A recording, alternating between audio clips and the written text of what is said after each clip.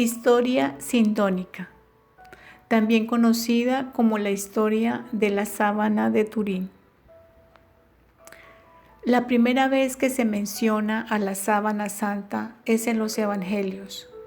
Mateo, Marcos y Lucas nos cuentan que José de Arimatea se hizo cargo del cadáver de Jesús, descolgándolo de la cruz y envolviéndolo en una sábana limpia, cuando lo depositó en un sepulcro nuevo excavado en una peña. Los evangelios se escribieron en griego y en esa lengua la palabra sábana se dice sindoni, razón por la cual también se le conoce con el nombre de síndoni. Nace así la sindonología, que es, por tanto, el esfuerzo de múltiples disciplinas científicas para tratar de comprender en su conjunto qué es la síndone y verificar o no su autenticidad. La síndone es lo suficientemente larga como para cubrir un cuerpo humano, tanto por delante como por detrás. Una de las objeciones que a menudo se plantean es que los hebreos sepultaban los cadáveres de una forma mucho más compleja, no solo envueltos en una tela. Pero esto se responde fácilmente cuando deducimos por el relato evangélico que el cadáver de Jesús lo ponen en el sepulcro provisionalmente, dado que tienen que dejar de trabajar según la ley judía antes de que comience el sagrado sábado. Es decir, mientras todavía se pueda distinguir un hilo blanco de un hilo negro con la luz solar del viernes por la tarde. Esa es la razón por la que las santas mujeres acuden el domingo por la mañana con los aromas para terminar de ungir el cadáver, cosa que no podrán hacer porque el cuerpo del Maestro ya no está en el interior del sepulcro. Se escribieron diversos relatos sobre Jesús al comienzo de nuestra era, los denominados evangelios apócrifos, y forman parte de la literatura cristiana de los primeros siglos. En uno de estos evangelios apócrifos, el denominado Doctrina de Tadeo, se encuentra la historia del rey Adgar V de Edesa, que según parece padecía la lepra. Este rey envió una carta a Jesús rogándole que fuese hasta allí para curarle, a lo que Jesús responde que una vez haya consumado su misión en este mundo, enviará a uno de sus discípulos hasta Edesa en su nombre. Este relato cuenta además que el rey Adgar se curó milagrosamente cuando recibió al discípulo que le llevaba una imagen de Jesús arquerópita, es decir, no elaborada por mano humana. Según el historiador de la Universidad de Oxford, Ian Wilson, ese retrato, entre comillas, no era otro que la sábana santa, doblada de tal forma que solo mostraba la cara de la enigmática imagen frontal que se puede apreciar claramente en ella. A esto apunta el hecho de que a la tela venerada en Edesa como el verdadero rostro de Cristo se le conoce, entre otros, con el nombre de tetradiplón, que quiere decir doblado 4 veces. Wilson precisa que es muy probable que se escribiese el relato apócrifo de la correspondencia entre Adgar y Jesús precisamente para justificar la presencia en Edesa de una tela con la imagen de Cristo. En textos de siglos posteriores, a esa tela se la denomina mandilión, es decir, sudario en el idioma siriaco. El mandilión fue venerado en Edesa en un marco de oro en el punto más importante de la ciudad. No obstante, uno de los hijos de Agar volvió al paganismo y comenzó una persecución contra los cristianos que motivó que la reliquia fuese escondida en un nicho sobre la puerta occidental de la muralla. Allí permaneció oculta hasta que en el año 525 una enorme riada la puso al descubierto. El mismo emperador bizantino, Justiniano II, enterado del hallazgo, envió dinero para construir una catedral donde poder conservarla. Los persas intentaron conquistar Edesa en el año 544, pero se asustaron al ver que sus habitantes utilizaban la imagen de Jesús grabada en la tela como escudo protector. Más tarde, en el año 944, el entonces emperador bizantino Romano I, Lecapeno, compró el mandilión por 12.000 denarios de plata a los árabes que dominaban Edesa en ese momento, la liberación de 200 prisioneros y la promesa formal de que los ejércitos imperiales no volverían a poner los pies en Edesa. El 16 de agosto de ese año, el mandilión fue trasladado solemnemente a Constantinopla y se produce un hecho muy interesante. El arcediano Gregorio pronuncia un sermón en la Catedral de Santa Sofía en el que afirma que le impresiona enormemente contemplar en el mandilión la herida del costado del Señor. Esto, junto a otros documentos descubiertos en el monte Athos por Marc Gusguin, investigador del Centro Español de Sintonología, confirman que en efecto el mandilión no era más que la sábana santa doblada y que con el traslado se dieron cuenta de que conservaba una impronta de cuerpo entero y no solo de la cara. Es en este punto donde la historia de la síndone se conecta con la Orden de los Templarios. La orden fue acusada por la Santa Sede de venerar un extraño rostro de Cristo. En la noche del 6 de octubre de 1307, pocas horas antes del ajusticiamiento de los principales dirigentes templarios, un carro abandonó la fortaleza del Temple en las afueras de París. El hombre que lo conducía se protegía con una simple sábana.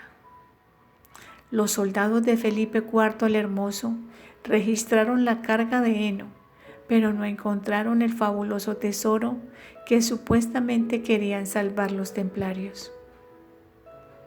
En 1349, por orden del Papa Clemente V, otro Godofredo de Chamy, señor de la ciudad francesa de Lirey, expone la sábana santa a la veneración de los fieles que visitan la colegiata.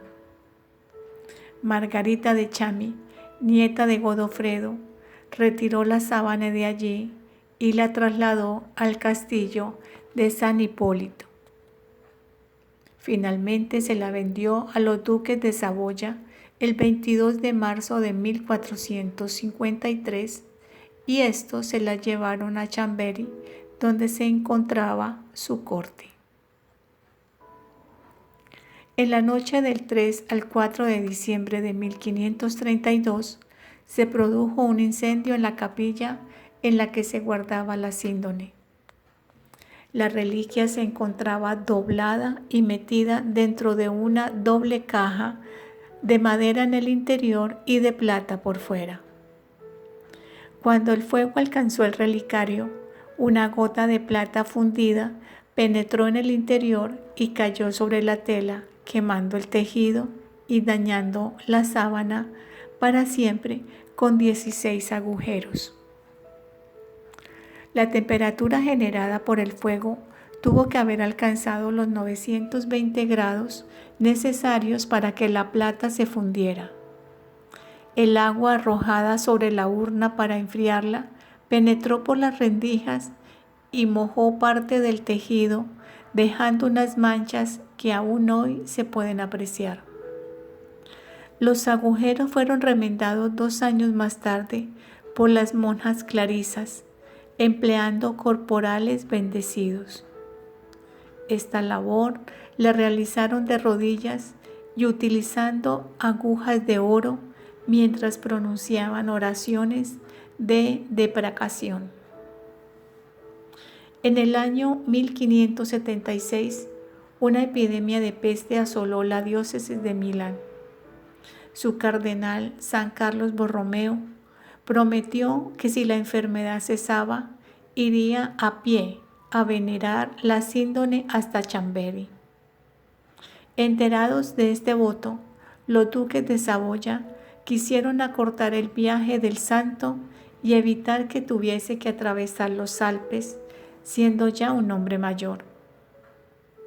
Por eso, en 1578, trasladaron la síndone hasta la ciudad piamontesa de Turín, en Italia, donde se conserva desde entonces en la capilla construida por Guarino Guarini, dedicada a San Juan Bautista y que conecta a la vez con la catedral de la diócesis y con el Palacio Real.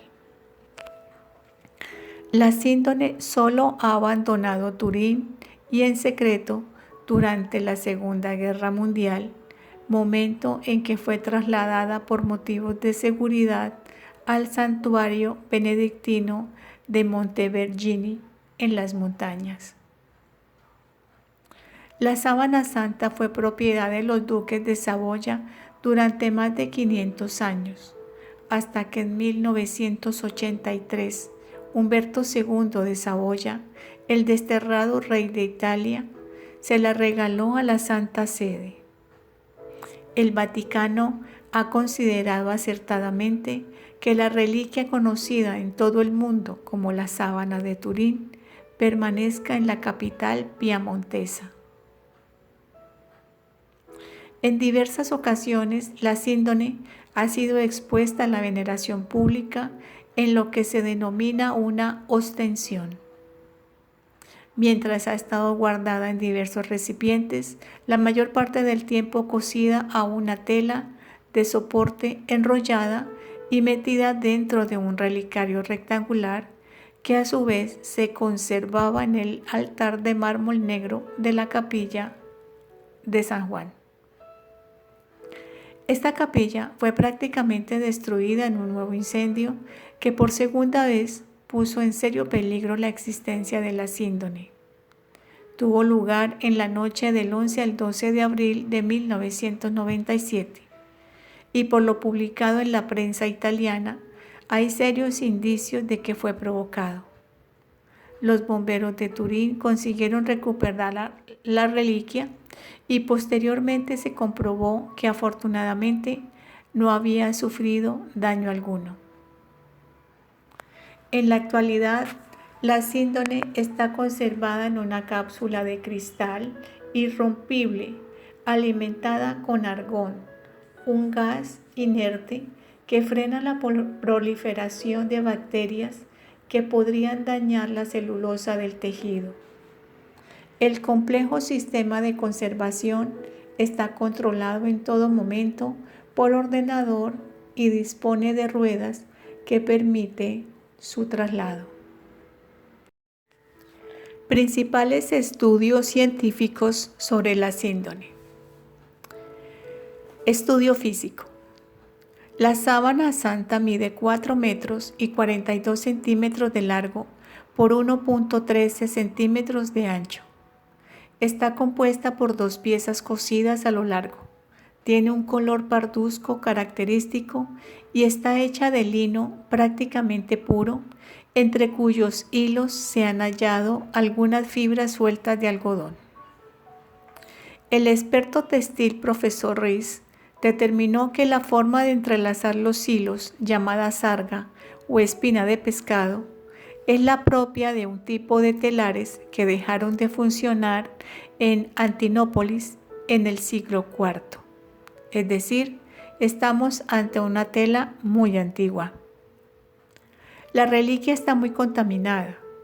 Pero esto es una suerte para los investigadores, puesto que toda esa basura añadida, convenientemente analizada, proporciona una información extraordinaria sobre las vicisitudes históricas que acabamos de relatar. En la síndone se aprecian diversas huellas. Las más llamativas son dos grandes líneas longitudinales de tela quemada que corresponden a los daños producidos por el incendio de 1532. Hasta el año 2002, momento en que la sábana fue restaurada, los 16 agujeros producidos por la gota de plata recalentada estuvieron cubiertos con los remiendos aplicados por las clarisas de Chambery. También se observa con claridad manchas de lo que en 1978 se determinó que es sangre. Por último, es visible una doble impronta, frontal y dorsal, del cuerpo del hombre que se envolvió con la reliquia. 1898 fue un año muy importante en la reciente historia sindónica, porque por primera vez la sábana fue fotografiada. El encargado de hacerlo fue Secondo Pia, un abogado turinés aficionado al entonces nuevo arte fotográfico. Tuvo contratiempos con la iluminación y empleó para obtener las placas una enorme y primitiva cámara que aún hoy puede verse en el Museo Sindónico de Turín. Él mismo relata que cuando reveló las fotografías en su estudio quedó sobrecogido, porque era en el cliché, en el negativo fotográfico, donde se observaba con perfecta nitidez la imagen delantera y trasera de un hombre de particular belleza, cuyo rostro sereno contrastaba enormemente con las huellas de las torturas a las que, según la síndone, fue sometido. Pia fue el primer hombre que vio la imagen de la síndone oculta hasta ese momento. En la sábana solo observamos la imagen auténtica en el cliché, lo que convierte a toda la reliquia inexplicablemente en un negativo fotográfico en sí. La síndone, por tanto, lleva un adelanto de 19 siglos a su propia época. Entre 1931 y 1933, un fotógrafo profesional, Giuseppe Erri, bajo la tutela de diversos peritos, tomó nuevas fotografías más detalladas y confirmó que lo que, según Pia, había observado 3 décadas atrás volvía a suceder. El negativo de las fotos era el lugar idóneo para observar la imagen y no la misma sábana. Los primeros científicos en estudiarla como la huella de un horrendo crimen fueron diversos doctores en biología, anatomía, cirugía y medicina legal, entre otros. No hay un solo forense que se haya acercado a la síndone a estudiarla que no coincida en que las huellas que en ella se aprecian son anatómicamente perfectas y corresponden, sin lugar a dudas, a las que dejaría en una tela el cuerpo de un varón crucificado, tal y como describen los evangelios, y como la arqueología y la historia nos indican que hacían los romanos en el siglo I. Es más, en la síndone aparecen claramente reflejadas huellas de tipo anatómico forense desconocidas antes de nuestro siglo, como por ejemplo la presencia de sangre venosa y sangre arterial, sangre pre y sangre post-mortem, o suero sanguíneo alrededor de las costras que solo es posible apreciar cuando se fotografía la reliquia con luz ultravioleta. Para ser exactos, la síndone es el único retrato de la pasión que, en contra del resto de las representaciones de la misma realizadas a lo largo de 2000 años de arte cristiano, muestra detalladamente cada una de las torturas sin un solo error. No obstante, fue durante el mes de octubre de 1978 cuando el equipo multidisciplinario de científicos denominado STUR tuvo en su poder la síndrome durante 120 horas seguidas para analizarla con los instrumentos más avanzados del momento. El coordinador del equipo fue el John Jackson, físico de la Academia de las Fuerzas Aéreas de los Estados Unidos, y que trabajó estrechamente con varios expertos del laboratorio Jet Propulsion de Pasadena. Los resultados de sus investigaciones fueron publicados por las revistas científicas más prestigiosas. Lo primero que hizo el equipo fue desenrollar la síndrome y colocarla cuidadosamente en un bastidor diseñado expresamente para el estudio de la reliquia.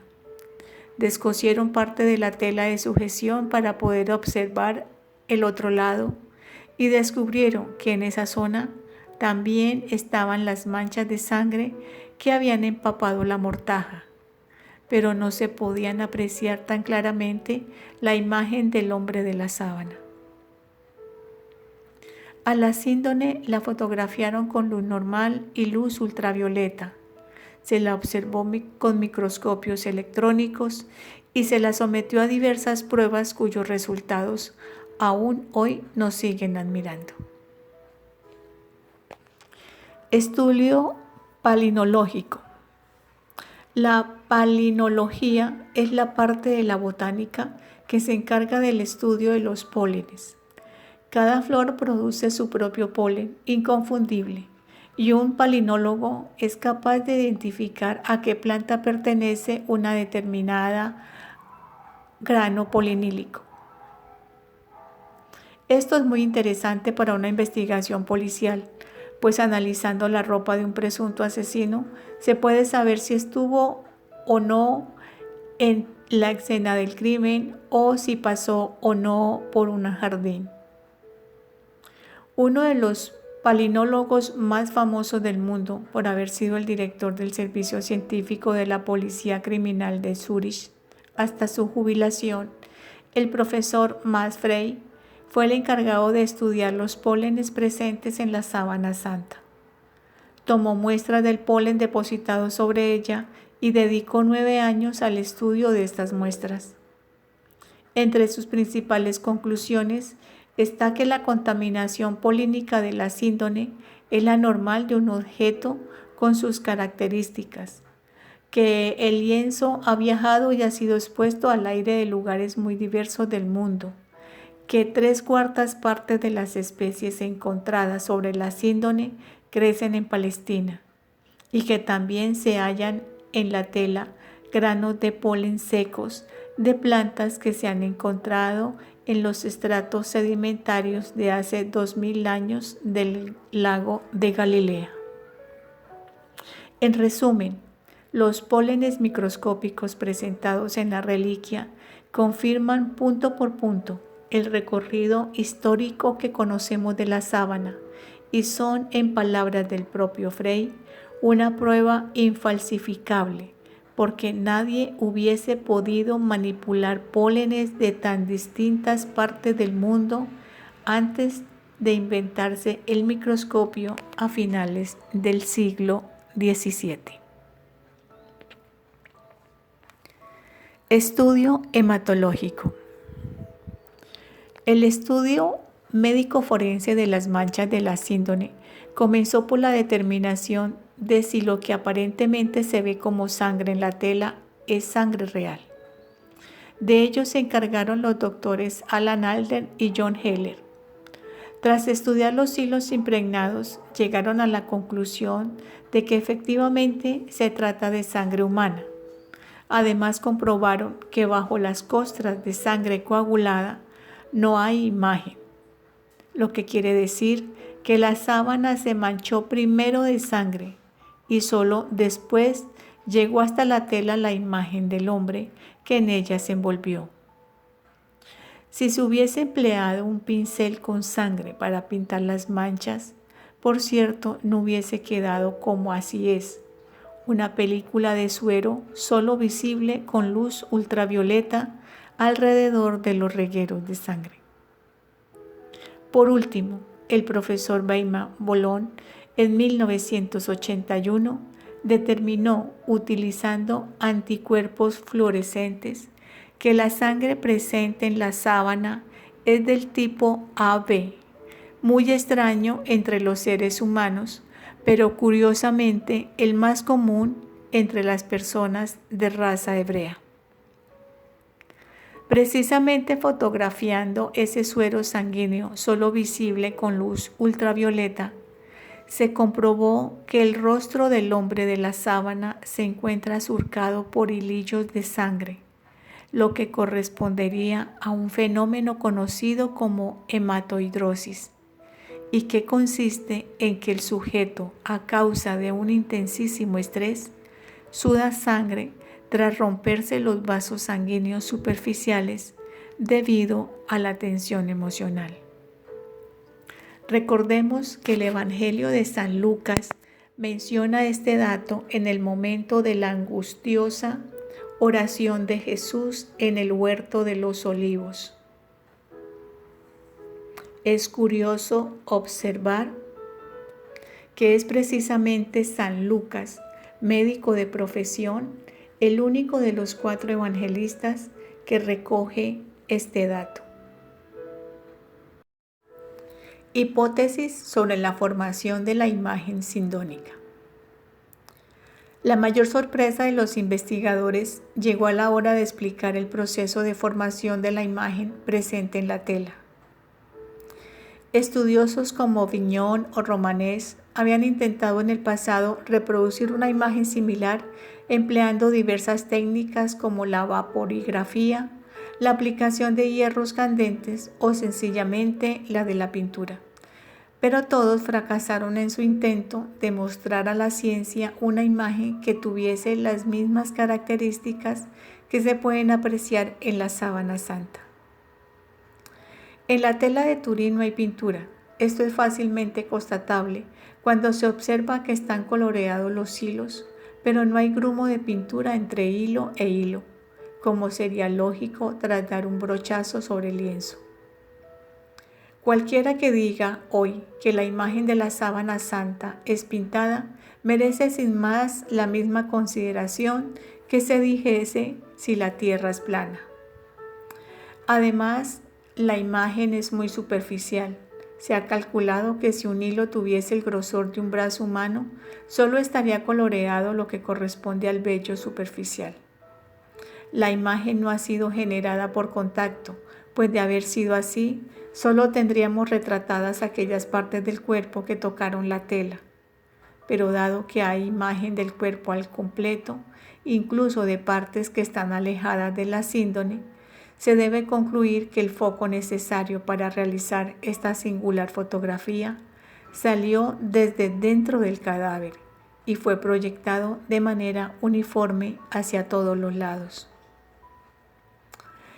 El Jet Propulsion Laboratorio de Pasadena fue el centro encargado de interpretar a finales de los años 70 las imágenes que de las sondas robot Vikingo enviaron a la Tierra desde la superficie de Marte.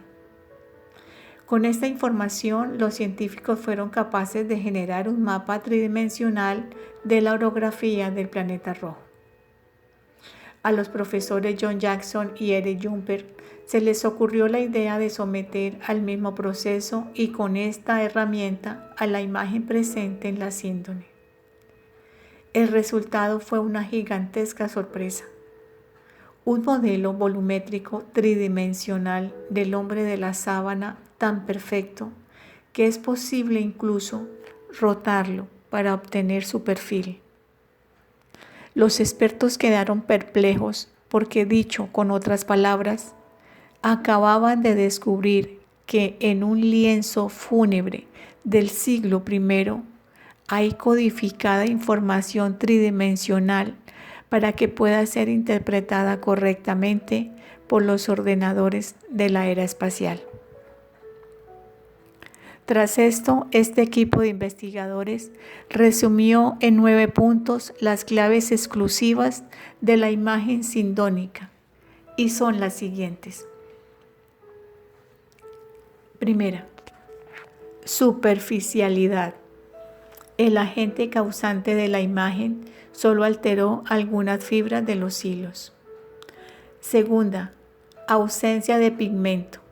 No se trata de tintes o pinturas. Tercera, estabilidad hídrica. El agua no es capaz de borrarla.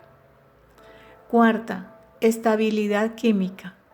No se conocen reactivos químicos capaces de modificar la calidad de la imagen y por tanto no fue generada mediante procesos químicos como ocurre por ejemplo con las técnicas vaporigráficas.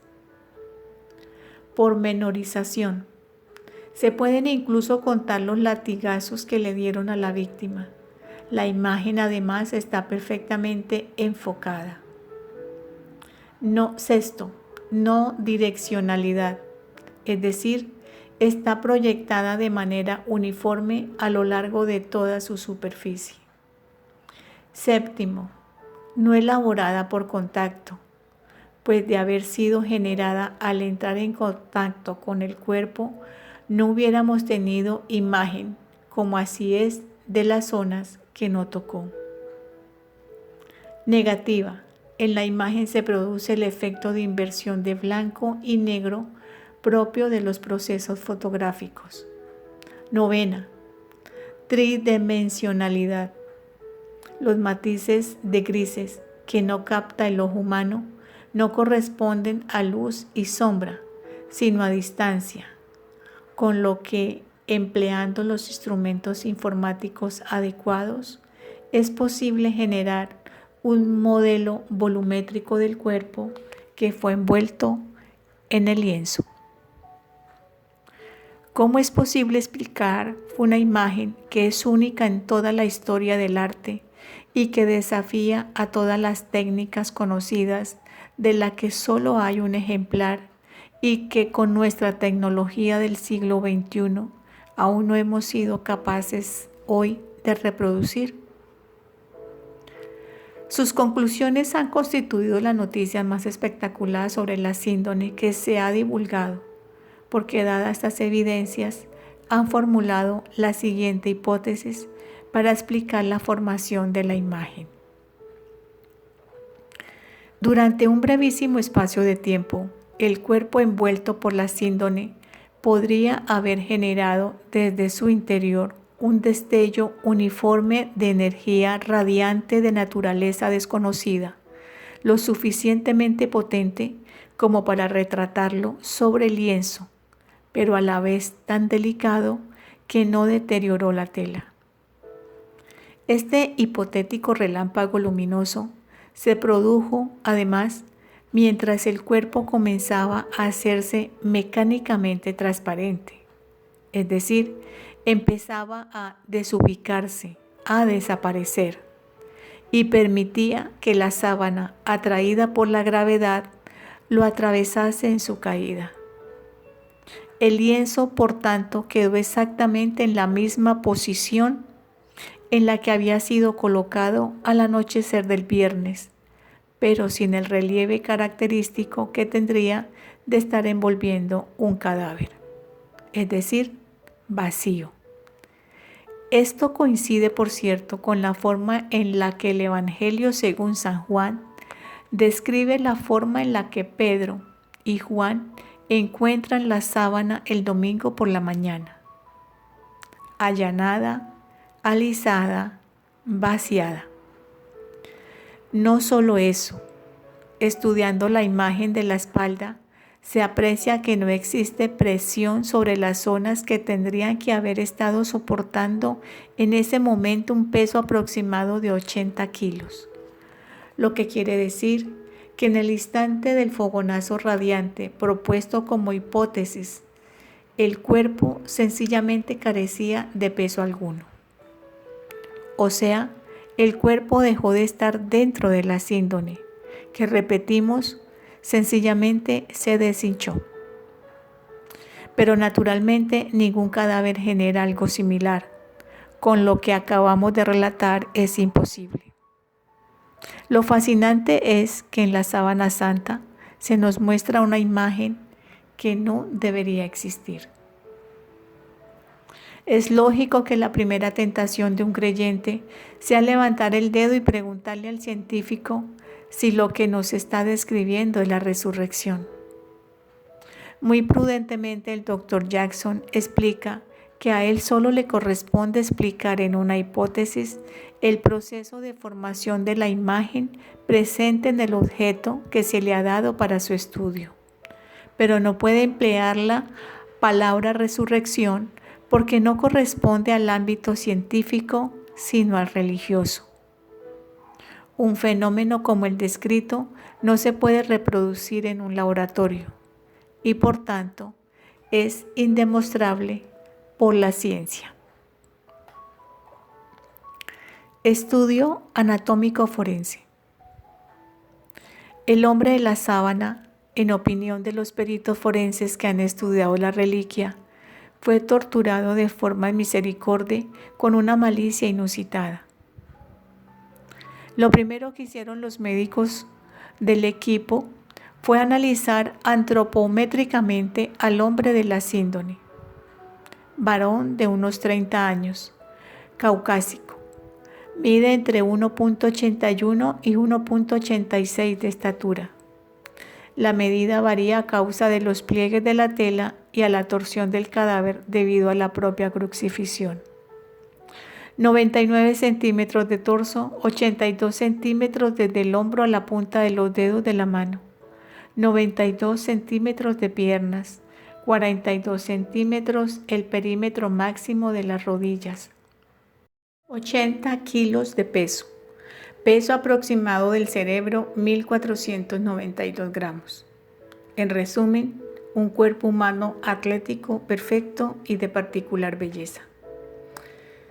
Sigamos el relato de la pasión según los evangelios y comparémoslo con lo que nos muestra la síndone, pues no en vano se le ha llegado a llamar el evangelio número 5, porque complementa perfectamente a los de la Biblia. Jesús es sometido a 2 juicios. El primero por blasfemo, al decir de sí mismo que era el Hijo de Dios. En el texto original del Evangelio de San Juan, se dice que el esbirro de Caifás les da a Jesús una bofetada. Erróneamente, este término se tradujo.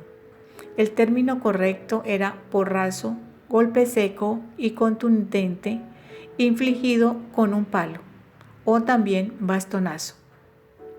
También en la Palestina del siglo I, los soldados iban armados con porras, y es con ese instrumento con el que golpean a Jesús.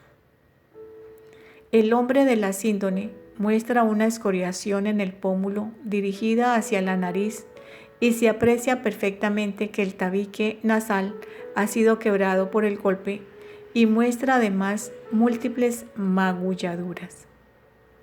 Recordemos que desde que Jesús es detenido en el huerto de Getsemaní hasta prácticamente el momento de morir, recibe continuamente golpes que le van desfigurando su cara. Es inconcebible la extraordinaria crudeza de este castigo, teniendo en cuenta que se trata de un reo desprotegido, atado y que en ningún momento presenta resistencia. El segundo juicio tiene como juez al 8º procurador romano en la Judea, Poncio Pilato. La acusación en este caso es sedición, porque Jesús afirmó públicamente ser rey de un reino que no es de este mundo. Pilato estaba convencido de la inocencia de Jesús, según nos cuentan los mismos evangelios, y se le ocurrió así una estrategia para salvarle la vida. Mandó que lo azotaran y luego lo mostró al pueblo ensangrentado, pensando que así el pueblo tendría misericordia de él. A Jesús, por tanto, lo flagelan con terrible dureza. Para este castigo emplean el llamado flagrum taxilatum, un látigo con 2 o 3 colas de cuero y unas piezas de hierro pequeñas en los extremos que escorian la piel cuando la golpean. Por su crueldad, este flagelo recibía el nombre de escorpión o caricia de Satanás. Midiendo los ángulos de los golpes que se aprecian en el cuerpo del hombre de la sábana, se deduce que hubo 2 agresores. El de la izquierda era más bajito y más sádico, y que golpearon la espalda, las nalgas y las piernas, aunque también el pecho y la zona genital. La pérdida de sangre tuvo que haber sido profusa, y es de suponer que Jesús perdió el conocimiento en alguna ocasión, dada la brutalidad de la paliza. El hombre de la sábana fue azotado con método y precisión por gente que dominaba perfectamente la técnica de su oficio, y mientras se hallaba inmovilizado con ataduras. La síndone nos demuestra que las heridas de la flagelación en los glúteos y la cadera tienen la misma profundidad que el resto del cuerpo, con lo que se deduce que el castigo se le practicó mientras el hombre de la sábana estaba desnudo. La duración de la flagelación pudo ser de 20 a 35 minutos. De ningún otro crucificado más que de Jesús de Nazaret se sabe que haya sido coronado con espinas. Era una burla cruel a un hombre que había afirmado ser rey. Estamos acostumbrados a ver la corona como en forma de anillo que rodea la frente y las sienes, pero la realidad fue otra. Existen en la imagen de la síndone graves lesiones distribuidas por las regiones frontal, tempoparietal y parieto-occipital. Todos los autores coinciden en que se trata de lesiones provocadas por objetos punzantes en el cuero cabelludo, que, debido a su gran número, produjeron una hemorragia múltiple y un agudísimo dolor. Estas lesiones son explicables porque la cabeza del hombre de la sábana estuvo cubierta por un casco o capacete de púas. Los experimentos médicos realizados al respecto confirmaron esta hipótesis. No olvidemos que según el relato evangélico, los soldados con satánica malicia comenzaron además a golpearle sobre la corona con un palo para clavársela más profundamente. Esto tuvo que provocarle un dolor de paroxismo. En la sábana se aprecia un reguero de sangre en forma de 3 invertido que se produjo al perforar con una de las espinas la vena frontal y manar la sangre sobre una frente arrugada por el dolor. Otro error bastante común es representar a Cristo cargando con toda la cruz. En la espalda, justo en la región escapular, vemos una amplia zona erosiva y contusa de forma rectangular que se distribuye oblicuamente de arriba a abajo, de unos 10 por 9 centímetros. Esto demuestra que el palo horizontal ha gravitado sobre estas zonas allanando, deformando y volviendo a abrir las lesiones provocadas por la flagelación. La rodilla se encuentra fuertemente lesionada porque durante el camino al suplicio, por lo que se deduce que el hombre de la sábana debió caer en varias ocasiones al suelo. Cargó por tan solo con el palo horizontal de la cruz, porque una cruz completa pesaría unos 200 kilos de peso. Jesús recorría el viacrucis desangrado y muy débil, y por ello obligan a Simón de Cirene a ayudarle. La ignorancia de los pintores y escultores sobre lo que era una crucifixión en el siglo I era justificable, porque se abolió en el siglo IV. De este modo se perdió la memoria visual real de lo dramática que era la muerte en la cruz. Pero, gracias a estos estudios hemos vuelto a recuperarla. En la sábana, por cierto, hay restos de tejido epitelial, piel humana de varón y también tejido muscular depositado en la zona de la espalda. El enclavamiento se llevó a cabo no por las palmas de las manos, donde no hay tejido lo suficientemente fuerte como para soportar el peso total del cuerpo, sino atravesando con los clavos las muñecas, separando los huesos del llamado espacio de Destot y destrozando así el nervio mediano. Este nervio tiene una función doble, motora y sensitiva, y su destrucción genera, según los forenses, un dolor tan insoportable que puede sobrevenir un síncope y morir. Se ha descrito como una continua descarga eléctrica desde la mano hasta el pecho. En la síndone se aprecia perfectamente el agujero de salida del clavo en la muñeca izquierda, justo donde debería estar y no donde se ha representado hasta la saciedad a lo largo de 2000 años de arte cristiano. La síndone muestra también claramente que se empleó un solo clavo para clavar los pies, el izquierdo sobre el derecho, al madero vertical. Colgado en las muñecas y soportando el peso en los pies, la única forma en la que es posible respirar, dado que el diafragma oprime los pulmones, es hacer un titánico esfuerzo por tirar hacia arriba e inspirar un poco de aire. Dado lo espantoso del espectáculo, los propios soldados se apiadaban de los condenados y les rompían las piernas con unas mazas. A Jesús no se las rompieron por dos motivos. Uno, porque ya estaba muerto, ya no se movía y estaba en una posición incompatible con la respiración. Dura solo 3 horas sobre el madero, a diferencia de otros crucificados que tardaban incluso días en morir. Pero recordemos que él llega ya muy desangrado a la cruz a causa de las torturas previas. Y 2, para que se cumpliera la profecía del Salmo 34, en la que se indica que al Mesías no le quebrarían un solo hueso a pesar de castigarle de forma y misericordia.